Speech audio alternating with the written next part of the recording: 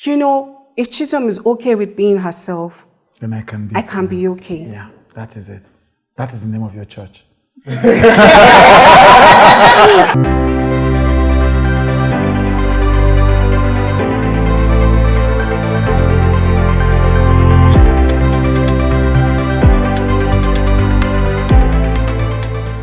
endowed the Diversity Prize because I understand on a deep, visceral level what it means to be different. Not just what it means to be different in the way that is almost cliche, where people say, oh, I am different.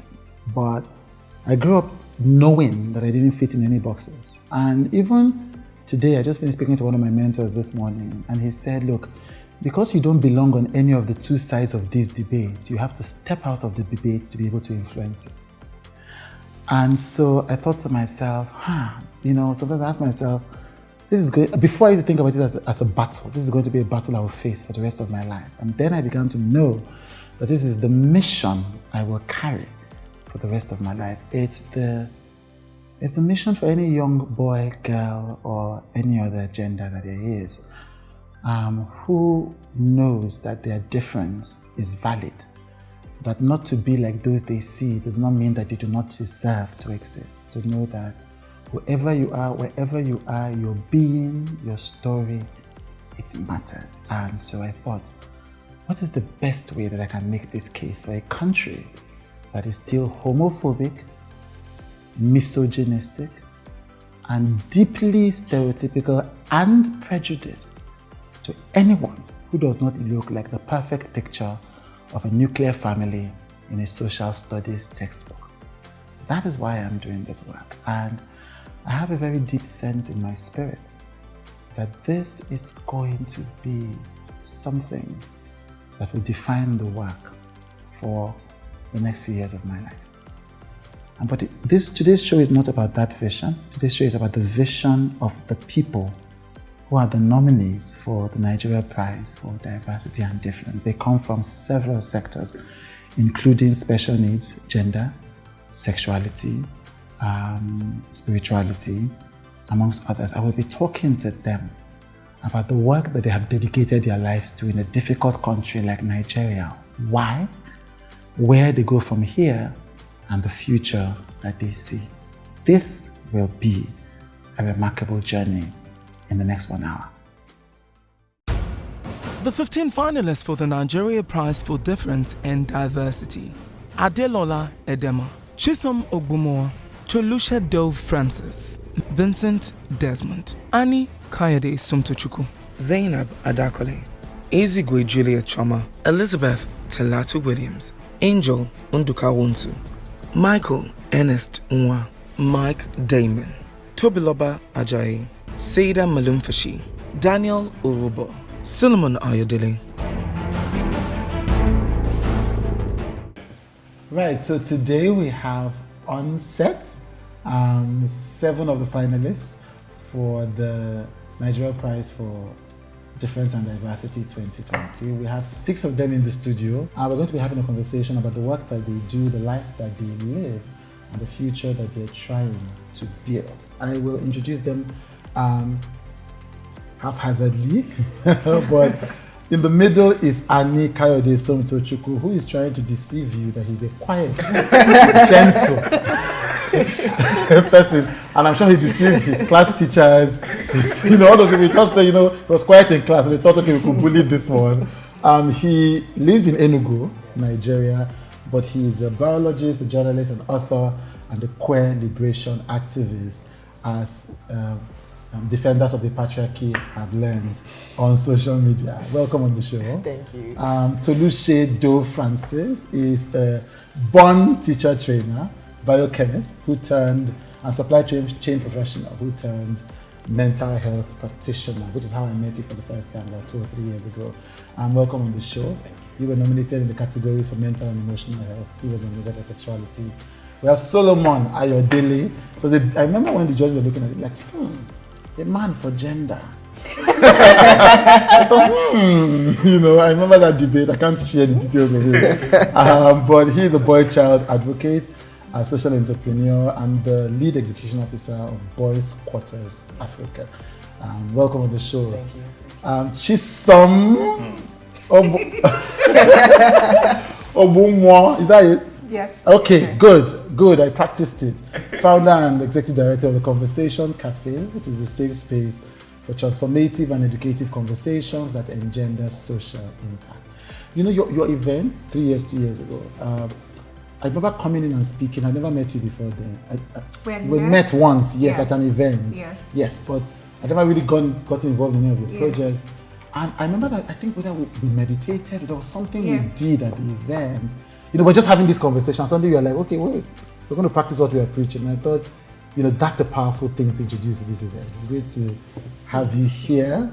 And finally, Tobiloba Ajayi, nominated for special needs, with 10 years of experience working with various organizations in the disability management sector in different countries. Welcome. Thank you. Fantastic. Elizabeth Talatu Williams is the Executive Director of the Sustainable Impact and Development Initiative, working to advance sexual reproductive rights and the health of young people. She was nominated for gender. As I came here, because some people I know online, we've met like 10 years ago, or 12 maybe. Wow. Yeah. When she was working for Action Health Incorporated. You know, so she's a veteran. She's a veteran. Great to have you on the show. Yeah, thank you. Fantastic. It's such a pleasure to be with everybody here on this show. This is obviously a cause that is dear to my heart. And so we're going to get into it because I can feel myself trying to tear, and I don't know what I'm trying to tear up. Like, you people are just sitting down here, why not tearing up? I'm going to start with which was your first name? Kayode. How did that happen?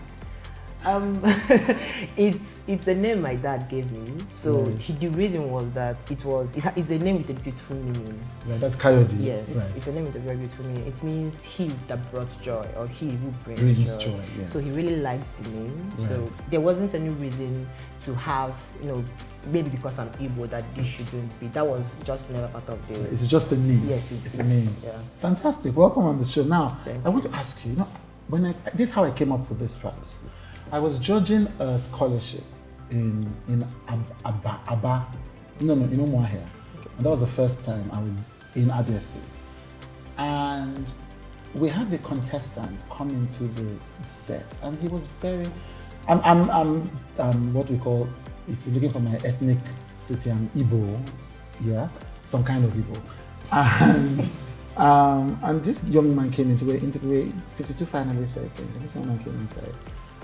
And you know, he was answering questions, and he had this, I don't know how to explain it, this subtlety that you don't often see because in Nigeria you have to hustle to be heard, to be seen, just like, you know. And then he was very clear, but also subtle. I don't know how to explain it. And when he walked into the room, we sensed his presence, just like something else has come into this room. And you know, we were talking, having conversations, and then my co-judge, one of the females, asked him, "Are you queer?"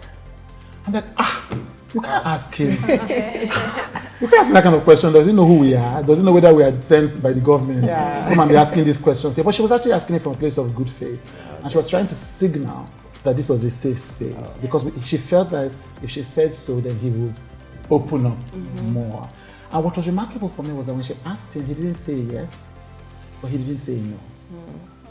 I thought that was powerful because silence is also very powerful. Because these are judges, you don't know this Nigeria is a homophobic country. You can just quickly say, no, my hand is not there.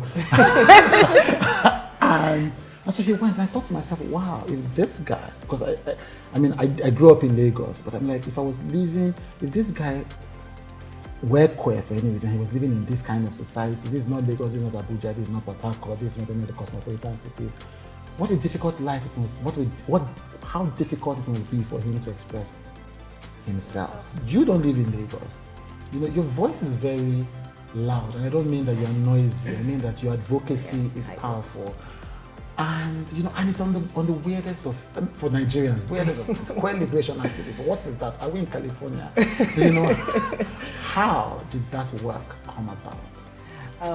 Okay, I would say that it was, first of all, it obviously had a personal, like, you know, genesis for me, being gay myself, but at the same time it was having to basically look at my surrounding, look at like basically the kind of environment I was growing up in, and realizing that I really didn't have any sort of would I say a support structure that was where, or that I could look up to and have this kind of assurance. There was always that attack that this is something that is very foreign. This is something that it was imported here, or it's like from watching Hollywood or it's whatever. American agenda. And when you look around you, there was almost no one. Do you get? There was almost nobody to look up to and be like, okay, but look at this person living their life. So there was always that kind of absence.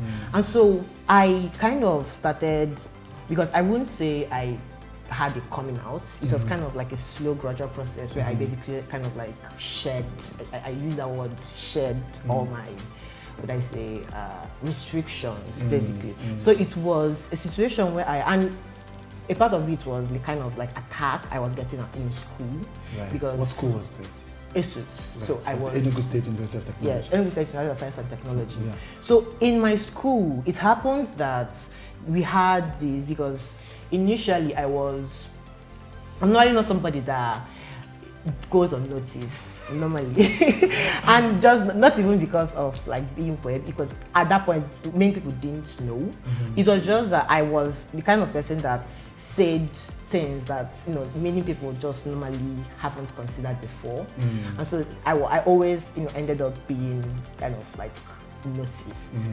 And then it happened that, because I'm a writer, so it happened that I wrote this short story and I got it published. It was in 2016. I was still in my first year.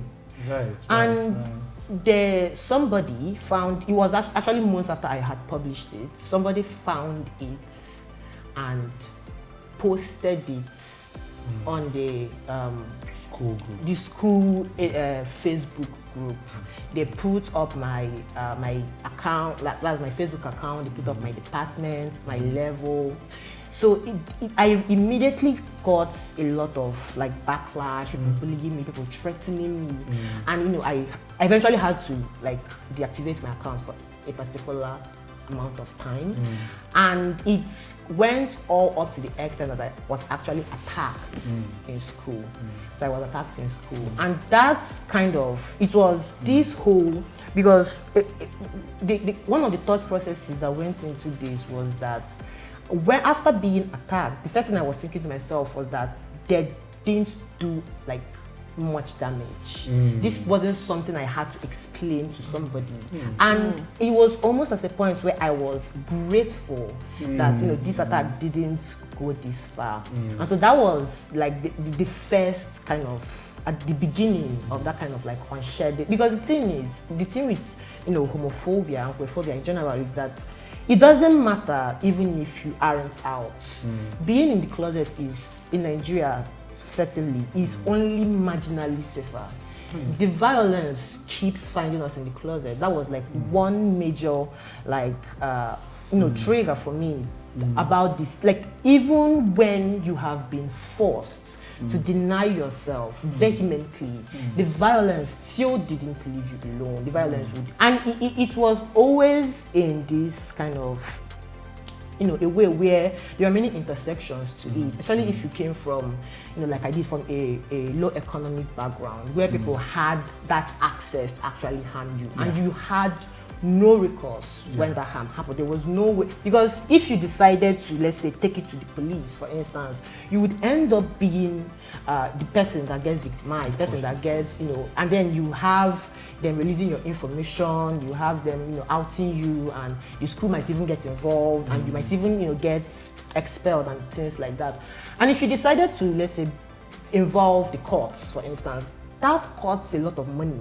You can't just decide I'm going to go to, you get? So it was that, that led me to slowly, I would admit, to kind of realize that it's, eventually I had to fight for myself. And I had to fight for other people, even if they weren't there yet, even if they didn't have, because a lot of people don't have the kind of, would I say, conditions that I have. I know, like, even despite my being, out, despite having family that are, don't like accept me, I still have it a lot better than many people. Because even as I got, I was literally an openly gay person in Enugu State.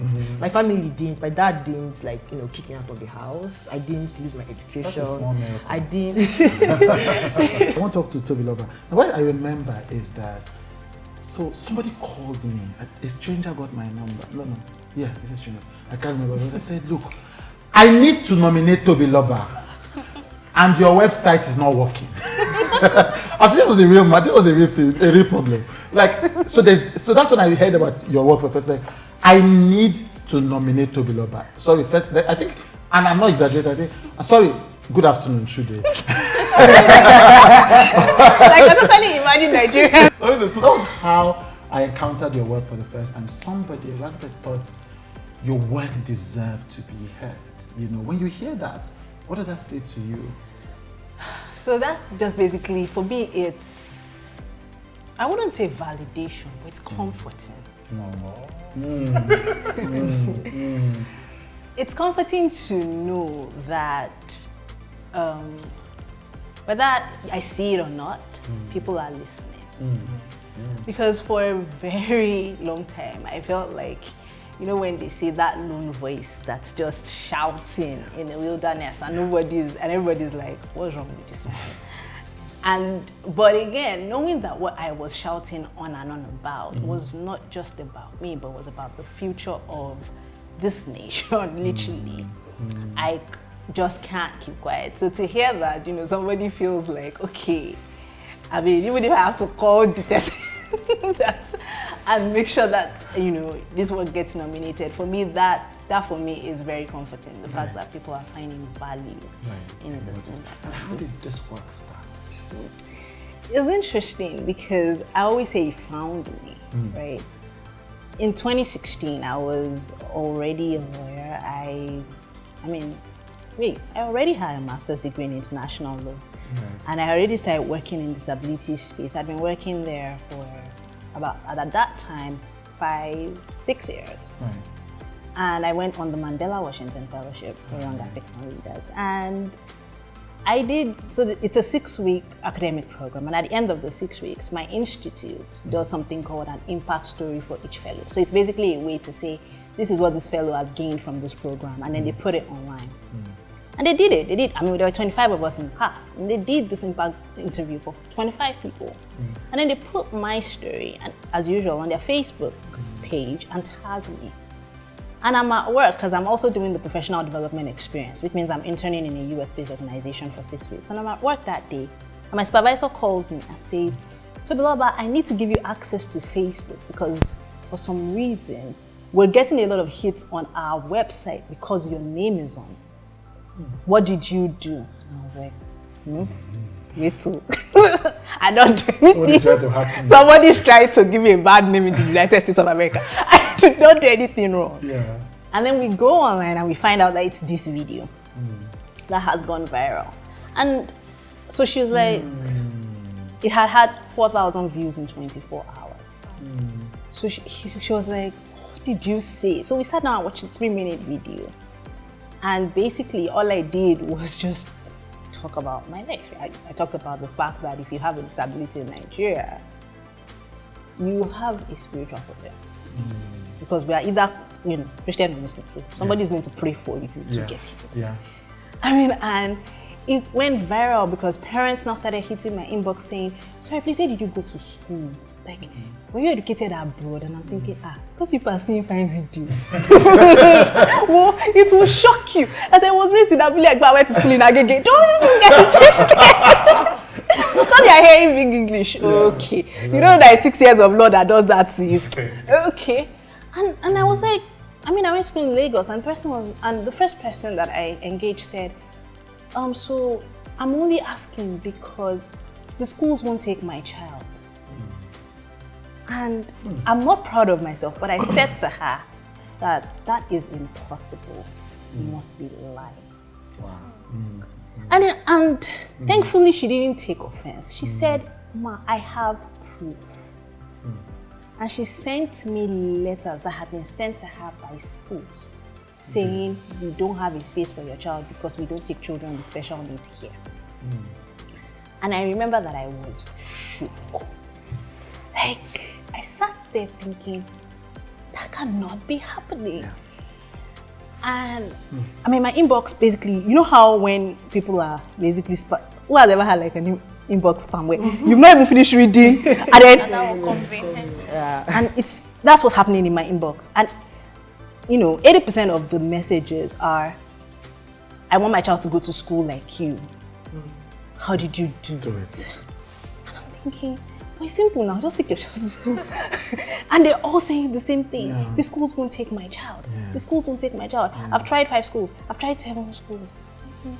Something is wrong with this.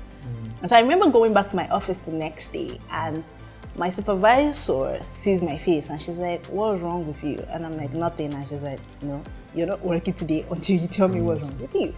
And then I basically open my inbox and say, here's what I've been dealing with all evening. And I remember her saying to me, so what are you going to do about it? And I'm like, I don't think you understand. Like, in Nigeria, let me give you data so you understand what I'm talking about.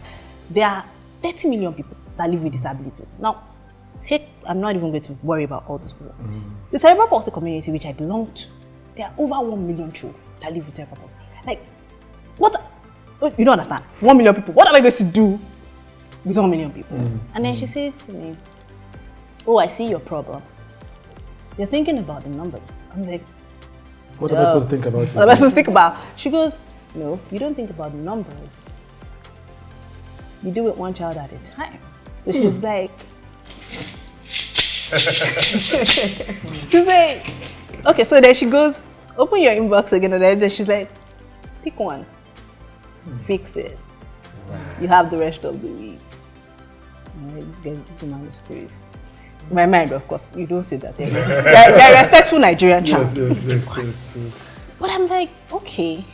Anybody who knows me well knows that something I don't take lightly is challenges. You see, the thing that can get me to do something is to tell me that I can't do it. And then my friends would like to say, so Toby will do it twice and take pictures for evidence. I'll find a way to get it done and then I'll have evidence to show you. So I said, okay, all right, fix it, right? So I take the child at the top of the list at that point. Whoever was at the top of the list at that point, first mail in my inbox, and I start with the parent. And she keeps going on about how she's tired, she's frustrated, she's this, she's that, she has tried this number of schools. And I'm like, okay, where do you live? Thankfully, she lived in my former neighborhood in Agege, where I know people and I know schools, because I grew up there. I know the hospitals, I know the doctors that work there. So I said, okay, let's start from. Then I realized that if I wanted these children to get an education, the children were not my problem. The adults were. And as long as the adults around these children looked at them and only saw the things they couldn't do, I was going to continue to, these children were going to continue to have a problem. So the children were never my problem. The adults around them were. So this woman who kept complaining about her child couldn't get to school, when I started to engage her, she herself didn't think that her child deserved the school. She only wanted a place to keep the child so she could go and make money. So therefore, I knew that my work was cut out for me. There first needed to be that heart changing for the mom. And then now start talking to schools. Long and short, in about a week, we actually did put that child in school. So job done. I could gladly go and report back to my supervisor. I saw that. By the way, Karen, I did it. She's like, well done. Now take the next thing. And that is how the work started.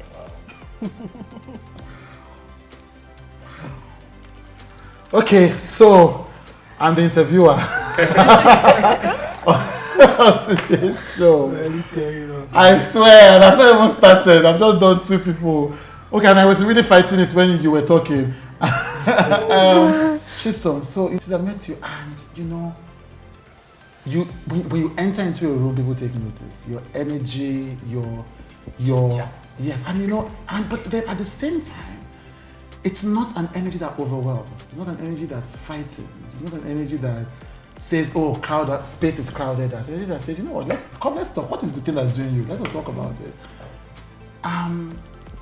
Is that part of what led you to the work that you do, which is essentially to make space, create space, hold space?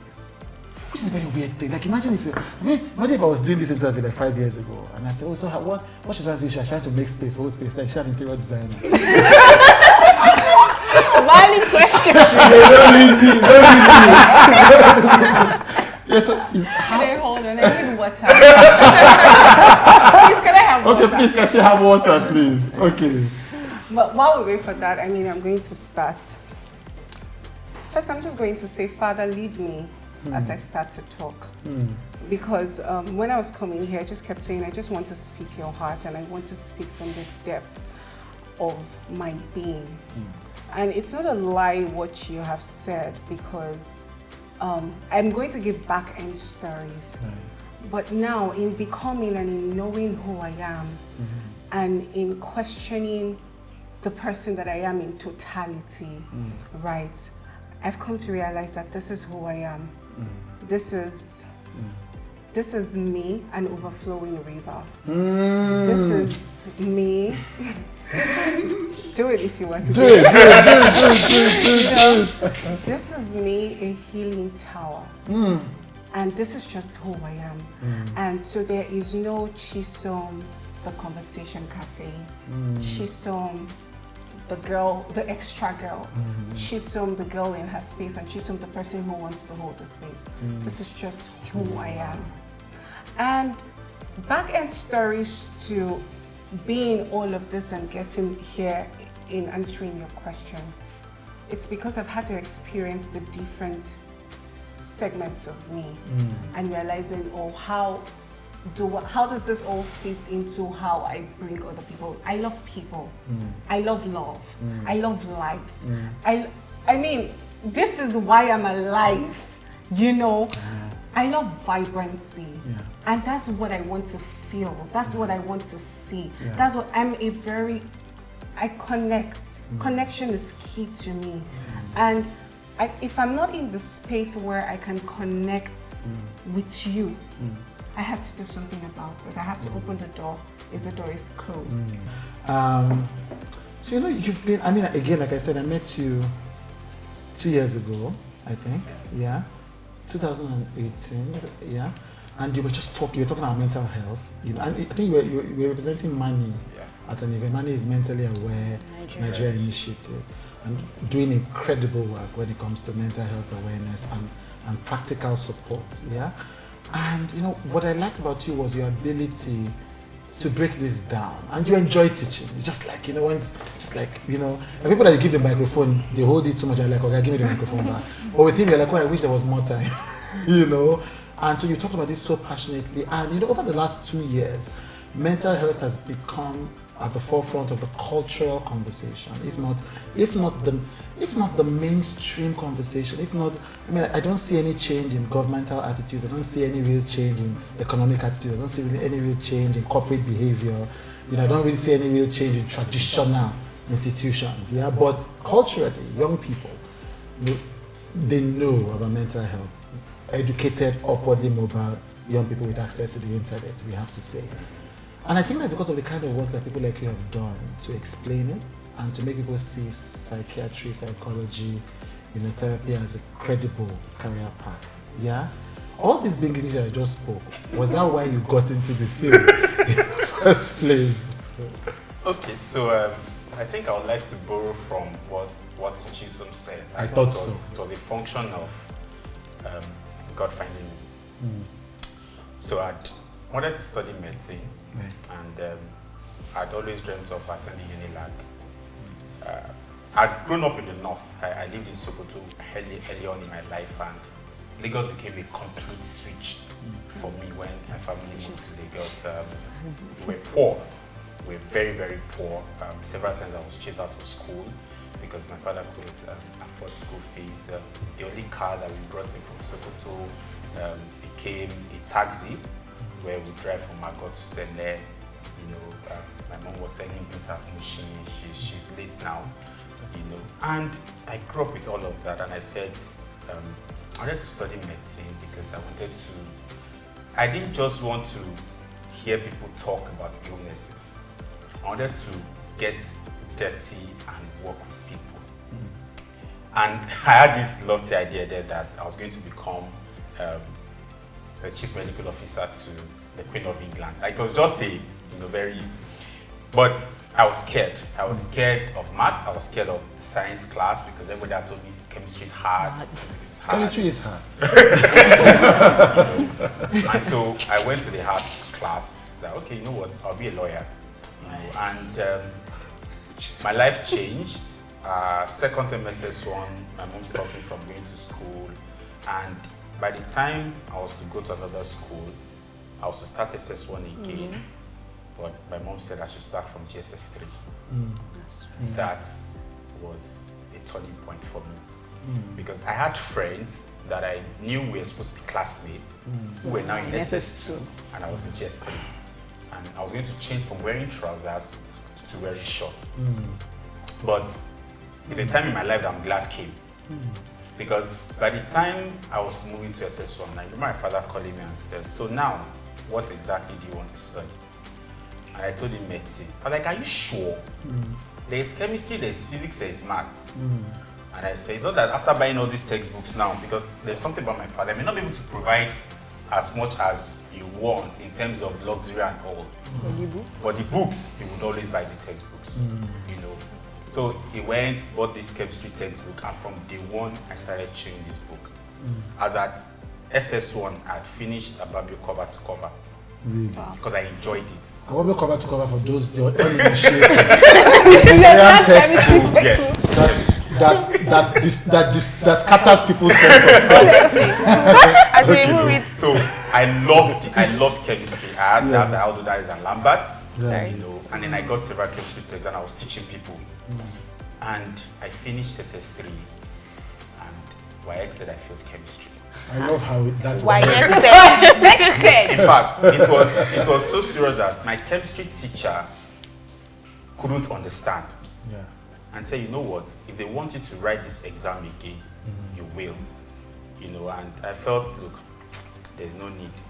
So I failed physics, chemistry, maths. Wow. Like, where am I going to with my life failing this? And I was home crying and crying. And one day my father walked up and says, look, it's not about crying. What exactly do you want to do? I said, you know what, I'll rewrite this. And so I tell people that my slogan is leave your past behind, embrace your future. I said, look, I'm going to move beyond just talking. Whatever it is that I'm able to get to offer help to people. I didn't have the money to go back to school. I didn't have the luxury of my father sponsoring me to go back to another school. I said, whatever I'm able to get, right, I'm going to get it. As long as I'm able to help people who are going down to get back up, right? And when I was able to start out, that was when I wrote my second book, because the first book was on nutrition. My second book this time around on mental health called Beyond Blue, right? Which talked about grief and depression, how to manage that. So I would say that it was just a transition from that guy who wanted to be an oncologist to the guy who now sleep, eats, and works mental health. It's something that I do conveniently. I love to teach. Like, I feel like everybody has a reason to understand something, right? And so for everything I do, I like that you understand it, and you're able to know what to do and move on. That's actually a gift. I've seen you in action, so I know that that's a gift. So essentially, you move from the person who just... So one of my favorite lines in the world is from Iron Lady. Margaret Thatcher said, people no longer want to do something, they just want to be something. And I feel like, and she's like, it's the other way around. You do something, and in doing, you become. So I think so from that hunger, well, this sounds like aspire to perspire.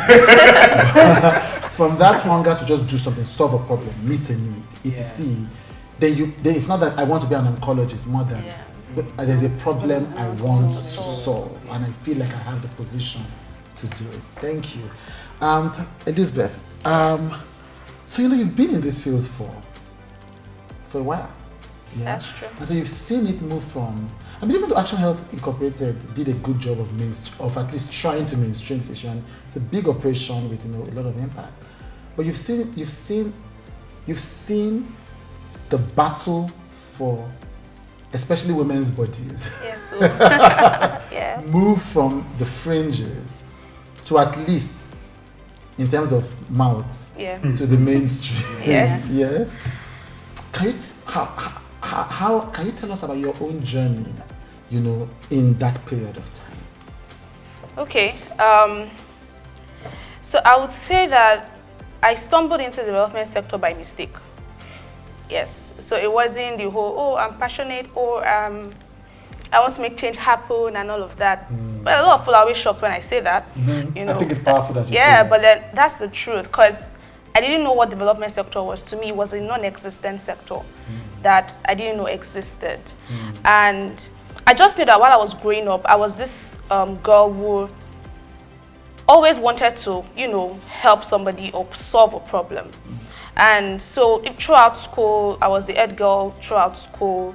And as the head girl of the school, you know, everybody looks up to you to come in and solve problems when there are problems in the school. You're seen like a role model or an icon and what have you.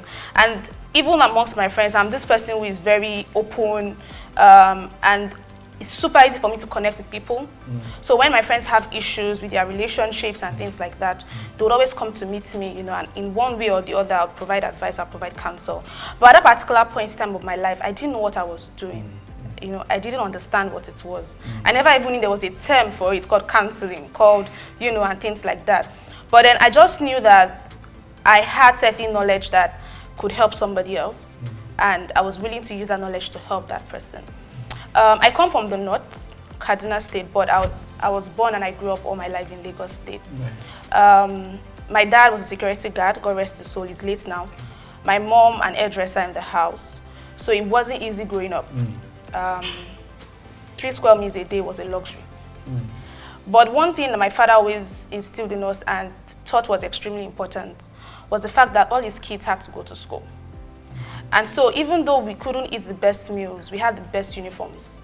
We had the best socks, we had the best sandals, we had the best school bags. How he did it, I didn't understand, but he just knew that this was important because it was something that he didn't have, and it was something that my mom couldn't have. Why? Because there was a competition with, the father had to send only one person to school, you know, and then of course the brother was there and she was there, even though she was the firstborn and she had very good results. Obviously from the north, in the north, education of the girl child is seen as a waste of resources and, you know, and things like that. So obviously they picked the brother as the one to go to school, and that was how my mom lost the opportunity to be able to, you know, acquire further education.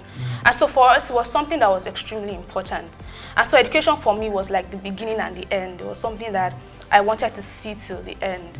And so when I finished with secondary school, I knew I needed to go to university, but finance was a major challenge and a major hurdle. And so to be able to make that dream happen, I needed to get a job, obviously. And that was how Action Health Incorporated came about. Yes, so Action Health at that time had the Youth Skills Development Program, which I got to know about through one of my classmates in school as of then. And, you know, I got to the office and I was blown away. It was so big, you know, everywhere looked so nice. I mean, and I kept asking him, you work here? Like, you work here? I mean, a secondary school leaver, you have your own office space, you know, and things like that. So it was really fascinating. And I just wanted to get there by all means or anyhow. I just wanted to be part of that organization. You know, I didn't even know what they did to start with, but I just wanted to be in that space, right? And so I applied for the program, went through the interview process and all of that. And then I got selected. And it was during my one-year program with Action Health Incorporated that I got to understand certain things that I had questions too in my head, but unfortunately I didn't have the answers at that time. And so anytime I went home for Christmas holidays, I would always see my cousins married with 3 kids, 4 kids, and these are young girls in the ages of, you know, 18, some 17, some 15. And I would always ask my mom, why are they not going to school? Why are they married with 3 kids? And then, you know, we used to say jokingly then in the village that before we come for the next Christmas, I'm very sure that another one would have, you know, added up to the number they currently had. And to my mom, she'd always say, you know, it's the way it is. But then to me, it didn't make any sense. Because I came from an area where going to school was important, right? And I just couldn't understand why it wasn't like that for my cousins. And so Action Health Incorporated helped me, put the boxes together to understand that if my cousin Kauna, knew about sexual reproductive health, knew that even if she was sexually active, she could prevent herself from getting pregnant. She would have been able to continue her education, right? If she had bodily autonomy, if she had a high self-esteem, if she could speak for herself, if she knew what was important for her, which of course sexuality education does, by empowering you with that information to be able to say, this is what I want and this is what I go for. Yeah. My cousins would not have, falling victims to things like that. Yeah. And so it was fascinating, and I would say it was a major revelation to finally know that there's a solution to this problem that we've just failed to use. Yeah. Exactly. And so from there on, I just wanted to spread the message to every young person who cared to listen, because I felt it was something that was important, and it was something that was powerful, and it was something that every young person should have, access to.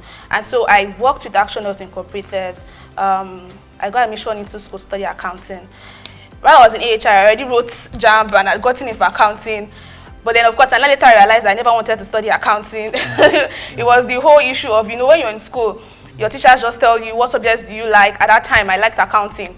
And so I wanted to study accounting. But then, when I started working in AHI, I later realized that if I could change back the hands of time, I wouldn't have studied accounting. I'd have probably studied sociology, because I really liked sociology in school. Are we not together? Yes, I would have actually. I would have studied sociology. I would have done that law. I would never have studied, never. Yeah. I would never have studied accounting. But then, my parents were like, my mom was like, well, you've already gotten the admission, just roll with it. It's 4 years, just roll with it. I wish I, did not roll with it and actually roll jump again and studied the course that I wanted to study, and not just roll with it, I wish I had not. Honestly, yes. This is important because, part of International Boy Child Day first.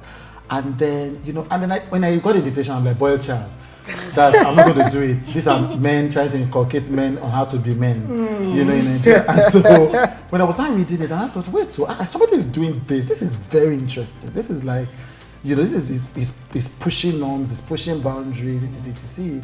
And I said, oh yes, I'm going to do that. I remember it was on the court. I said, look, I'll be endowing this prize soon. Yeah. And I think that your kind of work is the kind of work I'm talking about, and I think you should apply. Right. And this is important because, like she said, one of the reasons why I did this prize and why I do the work that I do, is, I always say that I'm a Pentecostal born again Christian. I speak in tongues and I believe in trans rights. I'm a church worker, and I believe, so I'm like, there are things, that's those people, where are you? Who are you? Somebody put a comment on I did an interview with Amara the lesbian, who is a YouTuber. And somebody put a comment and said, Chude, I do not know what you stand for. And I'm like, that is it. Because that is precisely what I struggled when I was growing up. Because I didn't stand, I wasn't, I didn't fit all the boxes of progressive, I didn't fit all the boxes of this. Exactly. So, when he's talking about God, and I understand that. I may not use the same language for it, but I connect with it. And then I'm saying that with an atheist who is saying, look, I question the things that Apostle Paul says about XYZ. I'm like, I'm right there with you. When I see him, we're gonna fight. And because I don't fit in any box, when I was growing up, it was difficult to find my tribe. It was extremely difficult, just extremely difficult. Also, as a boy, it was extremely difficult. They used to call me Balogun Yobiri, which is you are the one behind the women. And so I began to perform masculinity in secondary school because it was a shameful thing to be Balogun Yobiri. Now we understand all the language. First of all, you've been given the privilege of maleness. Then you're now left to be following women. We are the ones supposed to be guiding these women on what to do. How can you be the one constantly on their side? So I began to realize that okay, this affinity towards women wasn't helping my rep in school. Certainly wasn't even giving me girlfriends. And so I thought, you need to switch this. So it took me the entirety of university just performing. For me to, after university, just be able to be like, I'm whatever I am. And it took economic power for me to have some money, for me to have the confidence to be like, look, you take me as I am. So when I was speaking to you that day, I said, if there's a young boy, I kept saying, I said, there's a young boy _ who doesn't fit in any box. How did this kind of, because it's very, I'm not saying that there are fads. People do gender work sometimes because it's mainstream, but this isn't particularly mainstream. How did you get into it? Okay, so that was a long way to ask a simple question. Yeah. I mean, it's Chude. So when I got the mail that our work was nominated, to be very, very honest, I was extremely surprised. I'll tell you why. So I've been worked out of a national TV station before because I was talking about sexual abuse of boys. The producer said, cut. That guy, why are you the line now? Why are you bringing up stories? Why are you, the first person that ever gave me a chance was Shade Ladipo. Oh, my dear friend, yeah, she was. I chatted her up on TV Instagram, presenter, travel blogger, on STV then. Yeah. She just said, "Oh, I like what you're doing." Yeah, of course. This was after I've been worked out like twice. Yeah. The radio producer had said I wasn't going to talk because it feels like I'm starting like an anti-feminism movement, and all of that. Yes. So I try to say I'm not like I'm passionate about the boy child, right? And I don't see myself as a development enthusiast. I work with Standard Bank as an innovation manager. Right. I have a job. I'm happy. Right. And I hate labels. I hate saying he's a boy child. In fact, while we were trying to create the document for this prize, it took my team to say, see, let us put this thing. You have done a lot of work and all of that. Because I feel like, I don't even need your money. So the kind of financial investment I put into this is enough for me to buy land in Lekki, right? So it was a case of, I've always had this unusual feeling about the way the world would whine and talk about men, about boys. Boys are this, men are that, and all of that. And I grew up with 4 brothers, with my dad making 5. Despite the fact that my dad is a pastor, my mom is a pastor, my brothers and I, we did everything you can think about. Everything you can think about, from cybercrime to everything you can think about. And I realized that there was like a gender conditioning. Like if my mom had a girl, it would have been a different experience. There was a time when I was in GS2, I didn't go to school for like a term.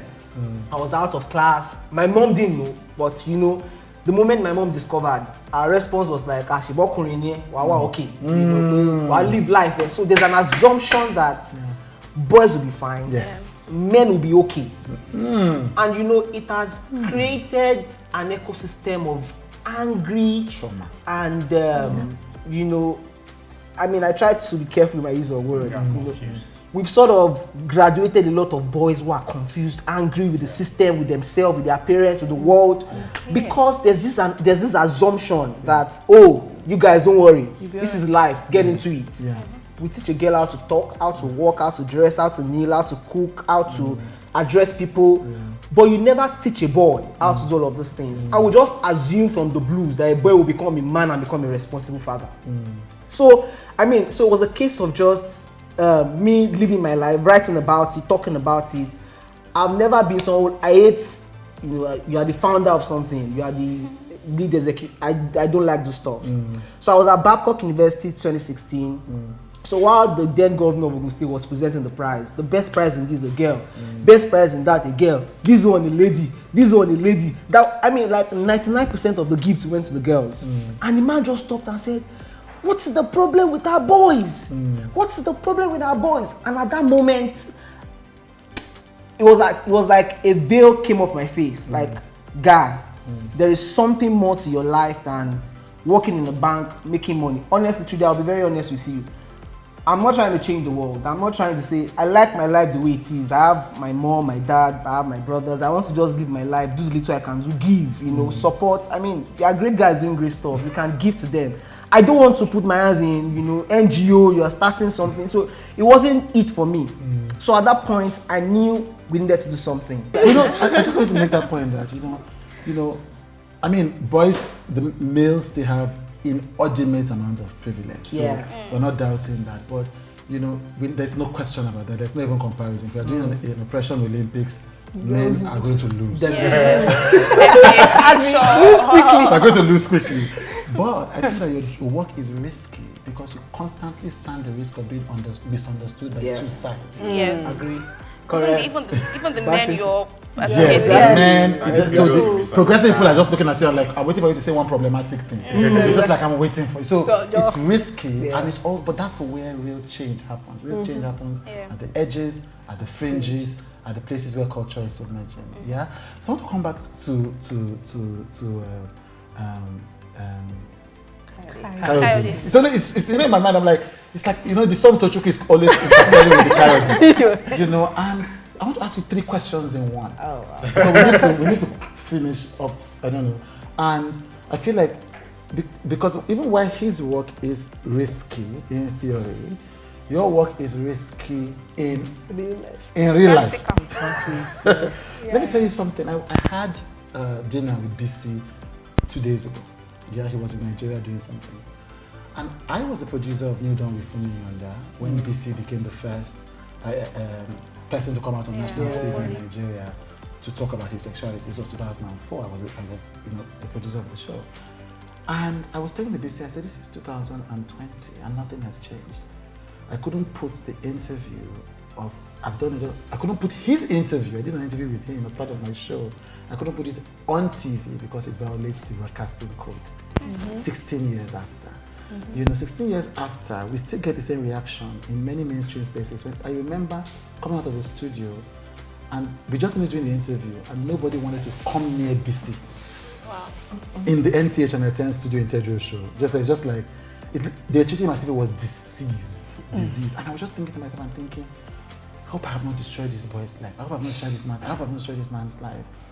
So this 2020, yeah, there might be safe spaces in certain corners of Twitter, but Nigeria is not a safe space. So 3 things. 1, are you mad? Are you mad to come to a set in VI Nigeria and say, so you just say, by the way, so I'm gay. Yeah. I mean, there's a community of such brave people, you know, but still risky in and of itself because when we leave here, I'm not going with you. Yes. You know, there's that. 2, you mentioned about being essentially outed on dangerous terms, yeah? Sometimes I'm looking at your tweets, for instance, and I'm like, there's anger, you know, there is just anger. And I'm like, do those experiences make anger some sort of a necessity? Yeah, that's number 2. And number 3, what exactly does queer liberation activism mean? So 3 questions in one, but yeah. Okay, the first question, I think I explained this like when I was talking before. It's kind of like a situation where I've come to the understanding that this is necessary for me at the point where I am to kind of get the change that I need to see for my community. Like this is completely necessary. So that's basically that. And then for the second question, which is anger. Yeah. Okay. So I don't really think the being outed contributes to my anger per se. Okay. I do. I would say that the anger is, and this would be explained, with the queer liberation activism thing, right, comes with the understanding that everything is just stacked so high. So high against queer people. It's just unbelievable because these are people that are oppressed on so many planes. It's not even that the laws are very oppressive, which they are. It's also that due to the culture and the societal kind of attitudes that this law creates, we also have these people not having jobs. We have these people being kicked out of certain places where they might actually get opportunities. So what it means is that these people are basically relegated, one, to living in hiding indefinitely. They are also relegated to not having the avenues to seek economic emancipation or seek participation in such a way that can actually lift them from the kind of rampant poverty that we have in Nigeria. And then at the same time, we have Nigeria's social system being so violent towards poor people, being so anti-poor. So you have a situation where you have every single thing stacked against where people. So this is powerful. I want to end by asking everybody to talk for 1 minute about where do you see the future of your work, and what kind of I don't want to use the word support, but I'm trying to look for a better word. Yeah, what kind of support do you need of any kind to advance the work forward? It may not be resources, it may be narratives, it may be a change in attitude, but just one, where do you see this going, and what kind of support do you need? Tobiloba. All right, so I guess for me, where do I see this work? It goes back to the vision of my organization. In Nigeria, where inclusive education is no longer the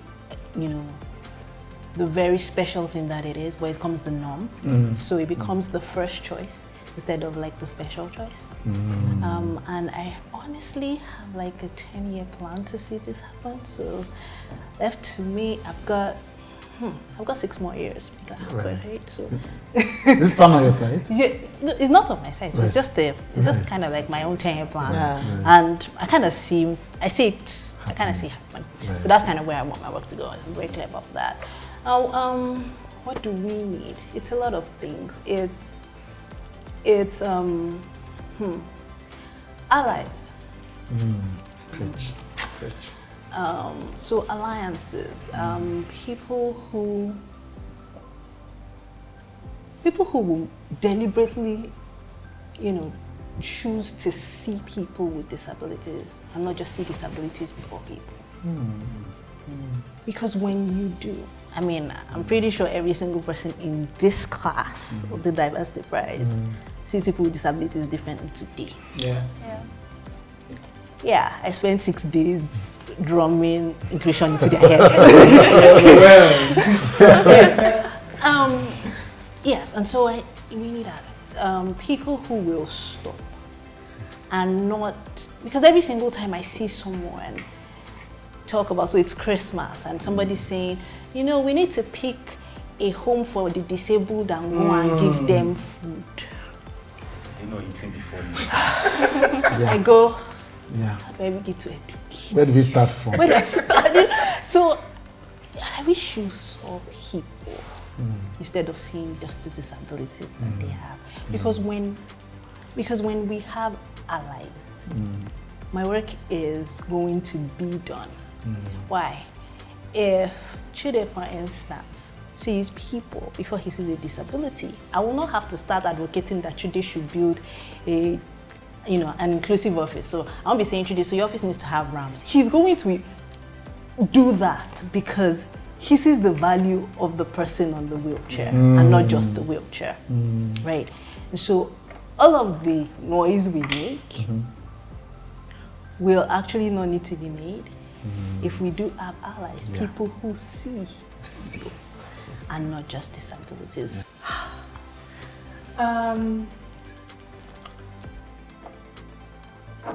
Okay, I'm going to just put everything together. So what do we need? I need everybody to come on board, not just partners. And first and foremost, I'm talking to, for the sake of this, especially because I know the vast number of people that would be watching this, I need the girls to step up. I need all of us to step up in our thoughts, in our process, in the way we do things, in the way we think things. I just need us to step up. Elizabeth. Okay, so where I see my work basically is where young people have access to reproductive health information and services without me having to do anything. Like for me, if that can happen, I'm done. My work is, my work is done. I mean, I would no longer be, working in the development space in code. I mean, what am I doing here? Because that's literally like the end goal. Okay, so for me, it's just to create more safe spaces for boys and men. I think that's basically, currently we're in about 5 African countries, doing it in silos. Our goal is to make it mainstream. A situation where, men can cry. Men can come together and not. I mean, I fight people in church every now and then. Stop this. Let's have 52 events for women, 52 weeks of the year, and have one Sunday for men. And all you do is talk to them, you don't allow them to talk. Let's create more safe spaces for men where they can express their emotions. They can be human before any gender. So I mean, that's it for us. We're doing it in beats and for boys. In terms of the kind of support we need, number one, narrative. I'll say it everywhere. Boys are not men. They are not men yet. So they shouldn't be caught in the feminism and anti-feminism banter. Don't allow them to be children. You know, so when we talk about rape, include boys. We're not trying to fight any gender. We're saying let's raise our children together. So we're hoping that the time will come, we'll be able to raise both the girls, boys, we'll raise them together, allow them to be human together. Then number two is collaboration.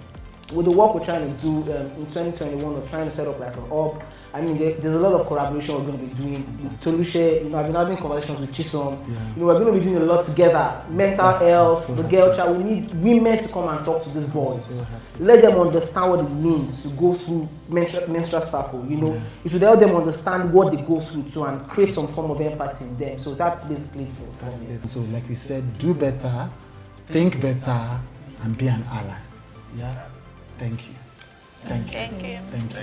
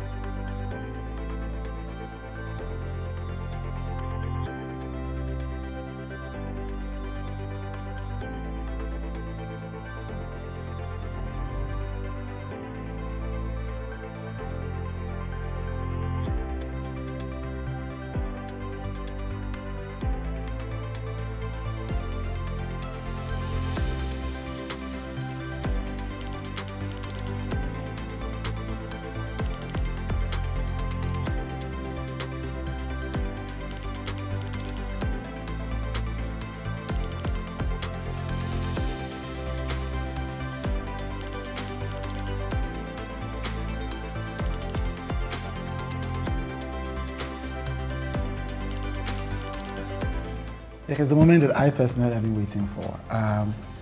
Even though I need to, in this life, make more money so I can give every single nominee, you know, but we'll start from where we are. Like they told Tobiloba, start with one person and then let it move. So today we're announcing the winner of the inaugural edition of the Nigeria Prize for Difference and Diversity.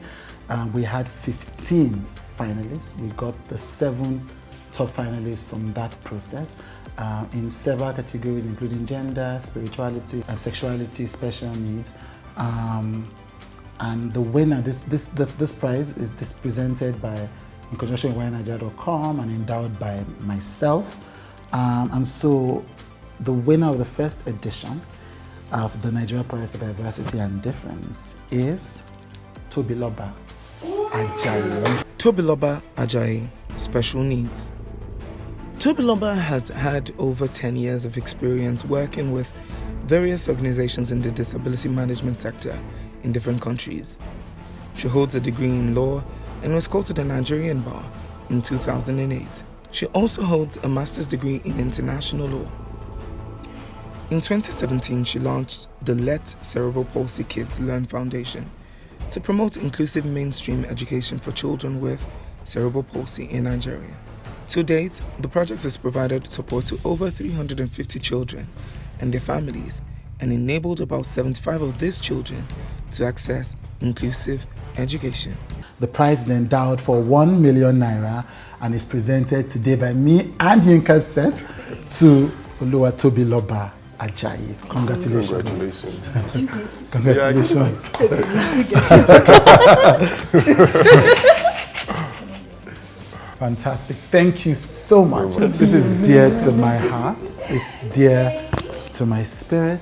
And I pray that as the years go by, that their work gets bigger, bolder, brighter, more impactful, and that the universe and God give me the resources to help even more people do even deeper and better work. Now, as we already said, this whole system is not just about the money, it's about the storytelling, it's about helping them tell their stories, it's about the validation, it's about the community, it's about the acceleration. Thank you. The first thing that came out for me was how articulate Tobiloba is about the things that she believes in. You can see a person who embodies what they believe in, and for me it was very moving. And I think something else is that for all of the people that I spoke to, of course it was a fun conversation, but Tobiloba was the one person whose activism spurred me to action. It's not every day that someone talks to you and you feel the urgent, desperate need to Google something, right? And so she said something to me. She said, we tend to other disability, tend to treat them like they are not even persons. And so it made me even question my own actions.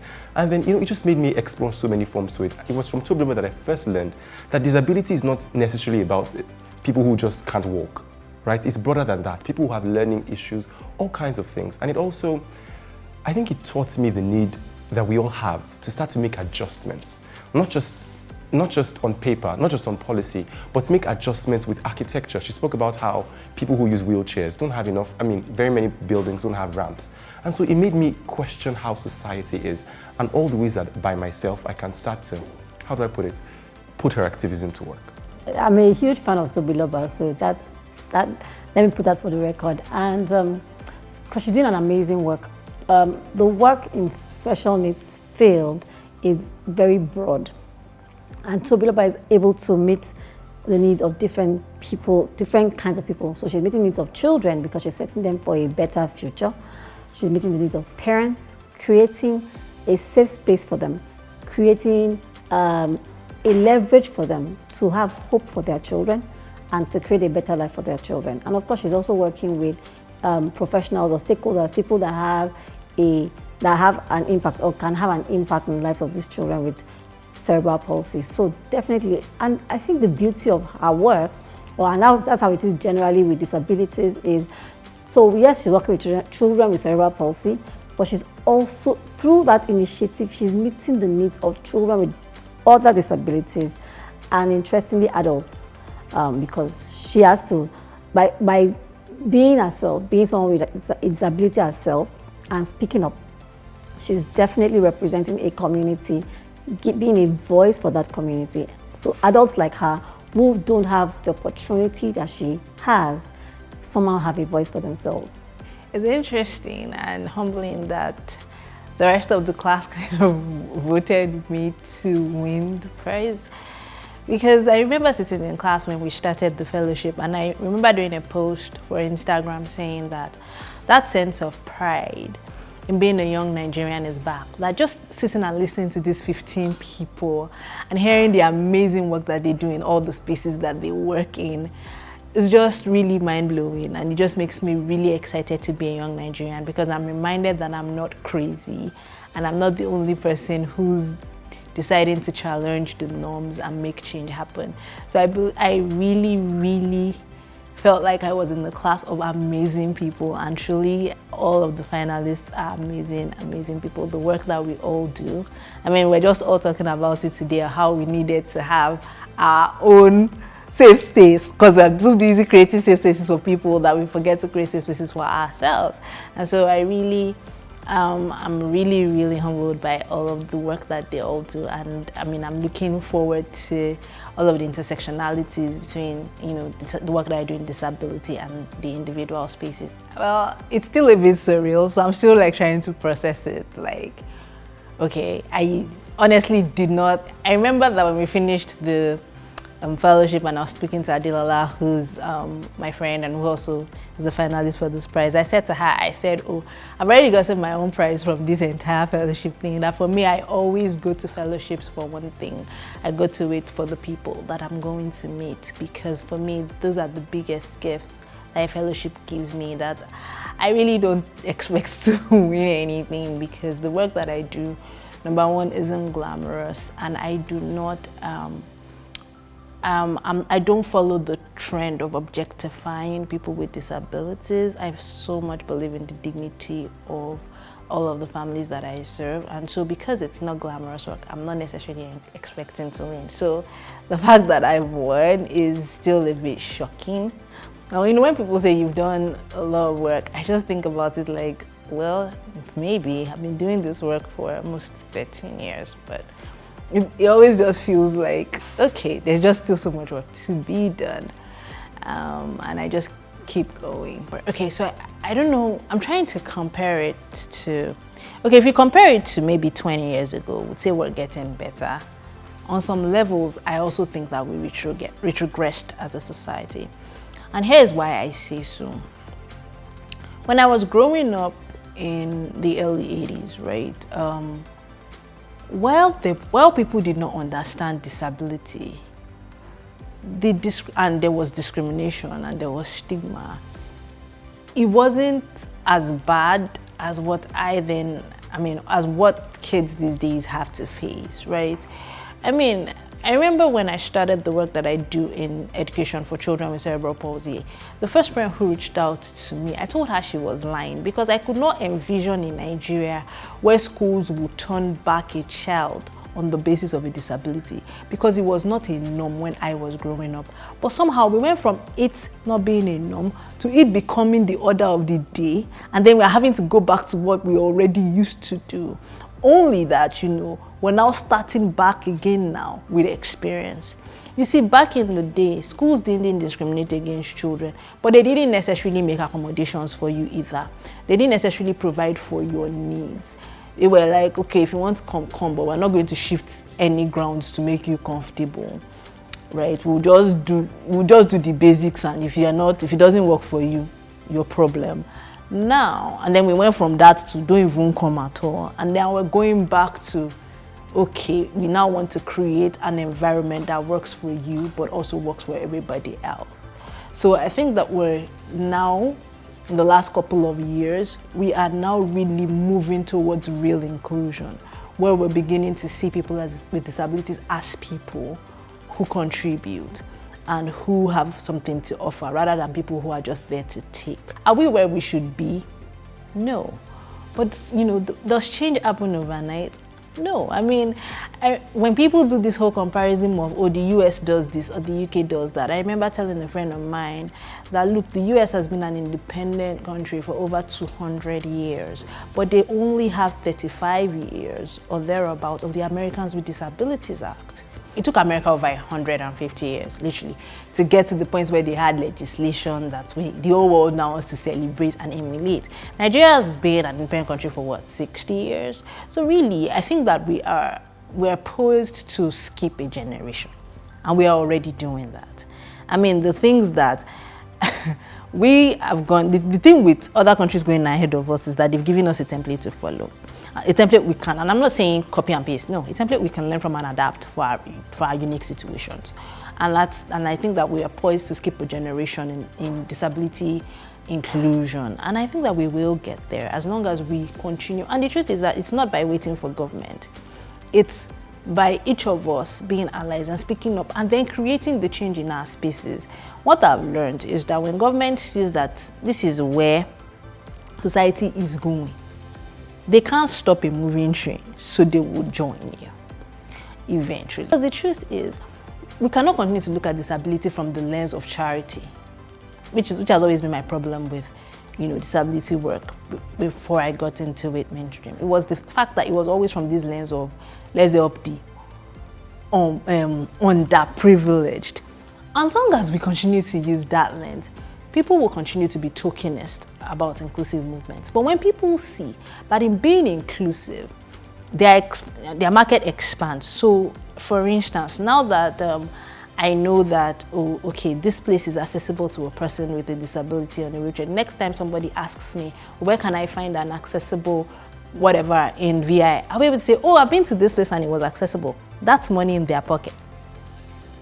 If you build a business, say you build a food business, and your entrances are accessible for wheelchairs, you have maybe you even have, your menu in Braille, for instance, so blind people who don't have to ask you to read the menu to them and they can read it themselves, what will happen is that the disability community is going to out you in a good way. We're going to make a lot of noise about your business. So when you now make that money from disability community, will I have to beg you to put more money into disability access? Of course not, because you are seeing that this is translating to business. And so people have to see that in treating people with disabilities as people first, then they stand the chance for more. And same thing with government. The government creates an enabling environment for people with disabilities to thrive. Then you can earn more tax. But as long as you are not making sure that I can go to work, I can access public transportation, I'm going to continue to wait for social protection that does not exist. So the more that we build inclusive spaces, the more that we're contributing to the economy. Think about the first person who ever said, I have a mental health issue. Think about it. Think about the first person who ever said, I think what I have is, I'm having learning difficulties. I cannot pick out the alphabets. I can't calculate numbers.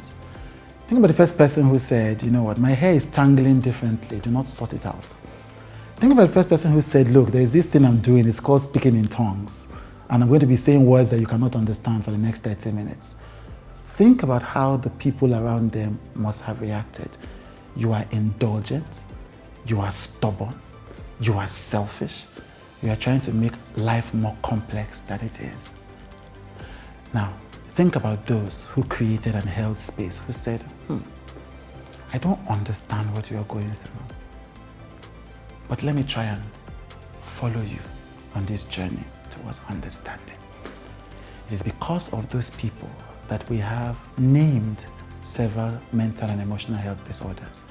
It's because of those people that women have more rights, that black people have more rights, that different new genders and sexuality even have a seat at the table. It's because of those people that we understand about schizophrenia and dyslexia. It's because of them that we understand that twins should not be killed and albinos deserve to live. So, when I wake up,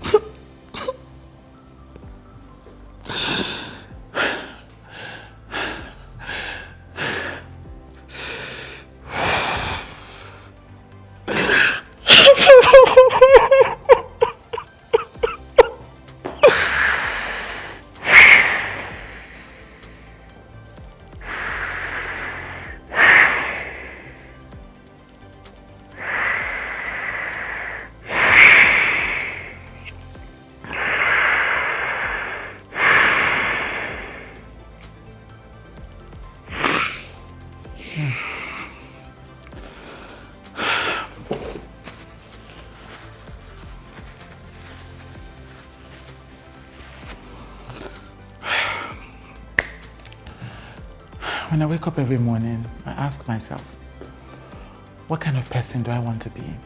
A person that participates in oppression, or a person that makes it just a little bit easier? And that's what this show reminded me about today. That is why I do this prize, and that is why I do the work that I do. Let the stories touch you where it matters